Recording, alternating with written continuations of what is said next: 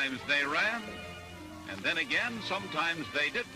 But in their crude workshops, the pioneers were working just as they have always worked through the centuries. A new car was on the way. A car so revolutionary in its mechanical betterments that it was destined to be a sensation.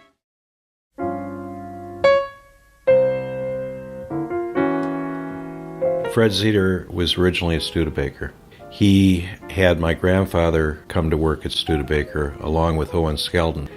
They had been at Studebaker and did all the engineering at Studebaker.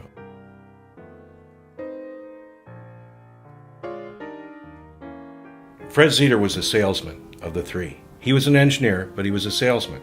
Okay. My grandfather was a dreamer. He was the engineer. He was the guy that got everything to work.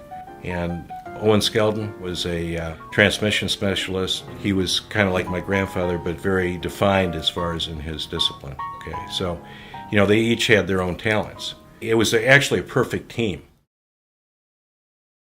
If you read this, like it was in 1919, and after our previous year's success at Studebaker, things were not going as smoothly as we would have liked. At about the time we received word from Walter Chrysler, Chrysler wanted our engineering group to join him at Willys. Willys had a real problem. Willys was not profitable. They had a lot of problems as far as financially. So they had to come up with something, and the six-cylinder engine was the big thing. But they couldn't put it together. It certainly was a discouraging situation. There were only two logical paths that we could pursue.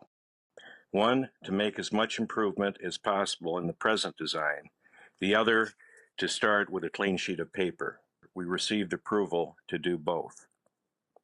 That's when Zeder, Skelton, and Breer were able to put the whole thing together. What they did is they basically reinvented a whole new car.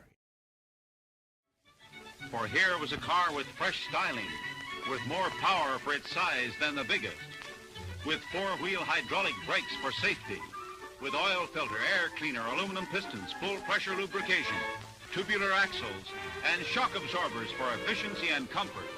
All commonplace now, but in 1924 combined here for the first time. Performance-wise, it was the best that had ever been done because they had so many innovations on it. And the six-cylinder engine and the whole thing. And the price was right. So, yeah, it was the first modern automobile.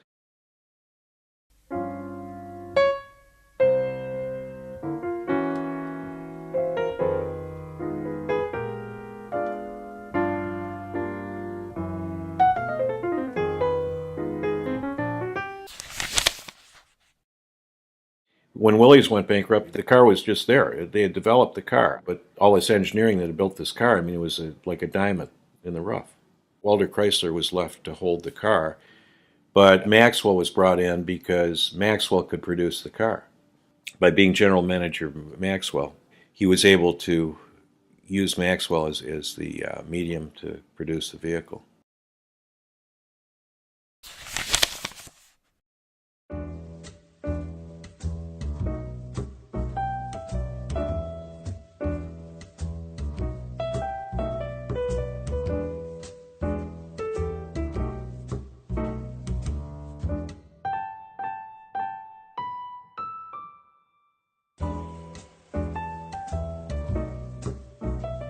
I'm going to start out with a statement which should impress everyone. If it had not been for Zeder, Skelton, and Breer and their continuous efforts and hardships, there wouldn't be a Chrysler Corporation.